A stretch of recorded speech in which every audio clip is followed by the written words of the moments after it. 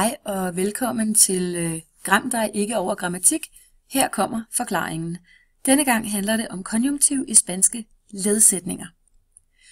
Der er 3 typer ledsætninger, vi skal se på i dag. Det er que-ledsætningerne, det er relative ledsætninger, og det er adverbielle ledsætninger. Først så skal vi lige have en reminder på, hvad det nu egentlig er, konjunktiv handler om. De bøjninger, du ellers har øvet indtil nu, de står i indikativ. Indikativ bruger vi til at udtrykke noget, der er konkret, noget, der sker i den virkelige verden.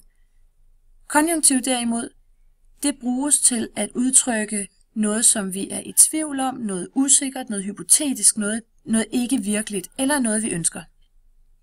Først kigger vi på que-ledsætninger, dem som vi også på dansk vil kunne kalde for at-ledsætninger. I disse sætninger, der udløses konjunktiven af noget, der sker i hovedsætningen. Det kan være vilje eller ønske, der er udtrykt der. Det kan være usikkerhed eller tvivl. Det kan være en følelse. Eller en vurdering med et upersonligt udtryk. Altså hvor der ikke står, jeg synes at, men altså det er vigtigt at. Det er mere upersonligt. Eller en benægtet hovedsætning kan også udløse konjunktiv i at-ledsætningerne. Samlet set kan man sige, at vi bruger tøf-reglen, altså man bruger que-ledsætningerne til at udtrykke noget, man er i tvivl om, et ønske, eller noget, der har med følelser at gøre. Og man kan jo også sige, hvis man bare kan lære sig, at de her verber i hovedsætningen, de vil udløse konjunktiv i que-ledsætninger, så kan det være lidt en smutvej. Du kan selv læse eksemplerne. Den næste type ledsætninger, vi skal se på, det er de relative ledsætninger. Det er dem, som på dansk indledes af relativpronomnerne som eller der. Det er for eksempel, når man søger efter noget. Busco un consejero que sea barato. Jeg leder altså efter en rådgiver, som skal være billig. Det er ikke en konkret rådgiver, jeg leder efter, ham med det mørke hår, eller ham min nabo brugte. Fordi så vil vi bruge indikativ. Nej, her så er det en hvilken som helst. Det er en tænkt rådgiver, som jeg ikke kender endnu, men som bare skal være billig.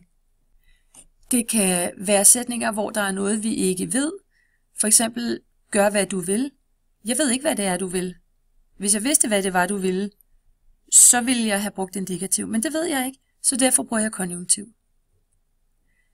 Eller hvis vi i den benægtede hovedsætning har pronomner nada eller nadie, så vil det også udløse konjunktiv i den relative ledsætning. Den sidste type ledsætninger, vi skal kigge på her, det er dem, der indledes af para que, eller hvis der bruges konjunktiv om noget fremtidigt, eller hvis vi taler om noget, som man ikke ved, men som man forestiller sig godt kunne ske. Jeg tager lige eksemplet her. Ring til mig i morgen, selvom du måtte have meget arbejde. Så når vi har en ledsætning, der er indledt af aunque, og vi ikke ved det helt præcist, men der kunne godt være, at der måtte måske være meget arbejde, jamen så bruger vi også konjunktiv der. Og i dobbeltkonstruktionerne her, hvis nu sådan og sådan, så vil der være en konsekvens, men vi skal huske, at det stadigvæk er på det irreale, det hypotetiske plan. Si tuviera tiempo, iría al cine. Hvis jeg havde tid, ville jeg gå i biografen.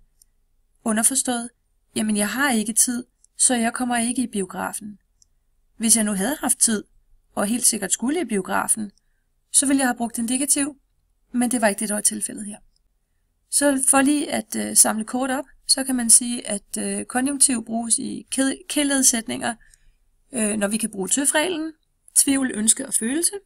Den bruges i relative ledsætninger, når der er noget, man ikke rigtig ved, ikke er sikker på, eller bare ikke ved endnu. Og i adverbielle ledsætninger, der bruges de ved indlederen para que, eller om noget fremtidigt, eller ved aunque i betydningen, at noget måtte, altså kunne være sådan, eller ved hypotetiske betingelsesledsætninger i konstruktionen, hvis nu, hvis bare, så et eller andet, men underforstået. Det bliver ikke sådan. Det var alt for denne gang. May the claws be with you.